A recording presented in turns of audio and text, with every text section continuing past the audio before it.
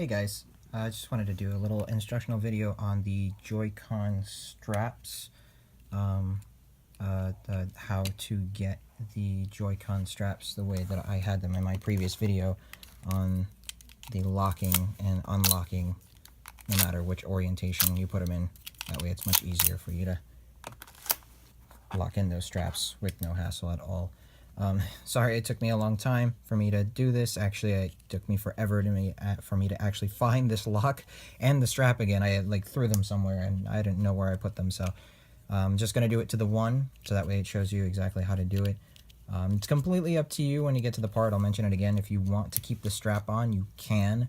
It doesn't hinder the locking mechanism at all for you to do the little modification on it. But yeah, I'll be taking off the strap on mine, but you can keep yours on if you want. It won't do anything to it. What you'll need is actually pretty simple. You're just going to need a 000 or a precision Phillips screwdriver. There we go, focused. There we go. You'll need it to take off these 3 screws on there. So I just have my little screwdriver here, and we'll take those apart.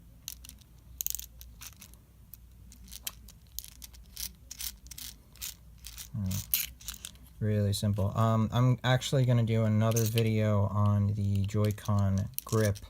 I know a lot of people have now requested to see how it's done with the magnet modification and everything like that. I am getting around doing that. I just have to go about getting another Joy-Con grip. Turns out the only way for me to get those is by ordering them through Nintendo. So, okay, so once your 3 screws are out, make sure you just have a little place where you know where you put them. And after that, it's pretty straightforward. This actually kind of lifts up by itself. If you see that if yours is not lifting up, you can kind of see it there, it raised up on there. As soon as it focuses, focus. Oh, just nope. Let's see. Come on, I know you can do it. Focus. There you go. That do it. All right, sort of. There we go. Yeah, it kind of raised up a little bit on there. If you see that it didn't raise on yours, no worries. What you can do is you can take like a flathead screwdriver, an X-Acto knife, or a sharp object and just raise that up a little bit on there. So what you want to do is you're going to want to raise that up there, but I would recommend raising it up in this orientation. You don't want to put it upside down just because there are 2 springs on the inside of the device that the bumper buttons are too. So you want to just go ahead and lift that up. It's no worries. You can put a little bit of force at the very end of it because it's just going to fall right out. So that one's out. That's the metal part, the bracket itself. And then the other one is the plastic part that's connected to it. Like I said, it's going to involve a little bit of force, no worries.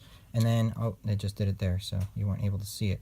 Okay, let me pan it over here so you can see that. Once I pulled that out, this little piece right here came from this area right here. That's going to pop out. Just remember where it is.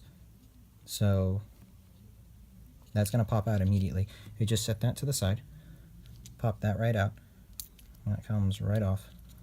Like I said, you are going to need a little bit of force for it, but no worries. There's also a spring inside. So let me move all these guys out of the way. Maybe the focus will be better. The focus just doesn't want to work with me today. Focus. Focusing. No. No. There we are. Okay, cool. So that's there. And then you just want to pry out. It's completely up to you. Like I said, this little guy right here is on. There's a little piece of rope right there. Now, completely up to you. If you want to keep your strap in, the actual strap itself, I'm just going to move that spring out of there, on there, so that way it's not in the way. It's completely up to you. You can leave those on there. It doesn't hinder the locking mechanism whatsoever. For the sake of the video, I'll probably keep my the corded strap on there so you can see it. But what you're going to want to do is you're going to want to go up on here. Just be careful with your 2 springs. If they pop out, no big deal. You can just always put them right back in. They're just loose in there. You just want to kind of hold down on these springs right here and just want to flip it over a little bit till you can get to the white part right there. And you just really want to work the strap around the white part and then just kind of push it in on there. kind of just push it all the way through, and it's just going to pop right out. So, and that's it right there. That's it. That's all the locking mechanism does. And now it's just a matter of putting everything back together. If you want to put the spring back, it's not necessary, but you can. I could recommend having the spring back in there because you just have that extra pressure that's on the bottom now from the piece from before. If it will go in there. Nope. Oop, it fell. Nope, just not working with me today. Putting this back together to actually do this video was not easy either. There we go. So the spring is back in there, and then you just want to take the plastic tab and put it right back in there. So you got your tab on there, and then what you want to do is that there is that little hole right there. That's where that plastic piece fell out, and you'll see that there's little indents on the actual plastic piece itself.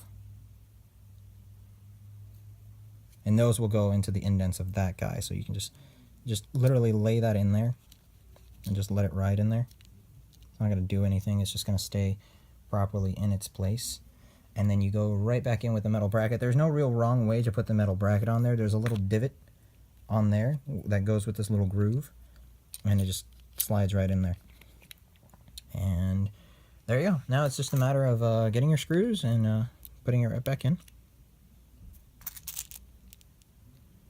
There is there. I don't know if I mentioned, I forgot if I mentioned this before, is the screws that this uses a PH000 screwdriver, or if you want, you can use those the eyeglass repair screwdrivers or anything like that, or precision, like little precision screwdrivers. That will do you well. There's two, and the one in the middle for you. Alrighty. And there is that. And all that is correct. It should be all nice and flush. And then let's grab a Joy-Con here. Let's grab the right Joy-Con, and then that just goes right in and right back out. So really easy. Really simple to do. If you guys don't mind, like I said, the strap is there. On my other one, I don't have the strap on there because if I play games in disorientation with me and my wife, this kind of gets in the way. So I don't really like having that there. So I just take that there. And like I said, either orientation from my previous video. Oh no, if it locks up in place in a different orientation, no, well, it doesn't really matter. You just pop it right off. So yeah, there we go. And this little white piece, I mean, if you want to always put it back, you can. It's not really, you don't really see it. It's kind of just there. Even with you have the little corded strap part, you don't really see anything missing from it. So it does well. All right. But like I said, I'm going to try to get another, it's just a matter of ordering it from Nintendo and the time that I'm not having, unfortunately. I'm sorry about this. To do it, but I'm ordering one from Nintendo, so as soon as I get my Joy-Con grip in, I'll do the instructional video on the modification with the magnets for this guy for you guys, so that way you can have that. All right, thanks for watching, guys. Take care.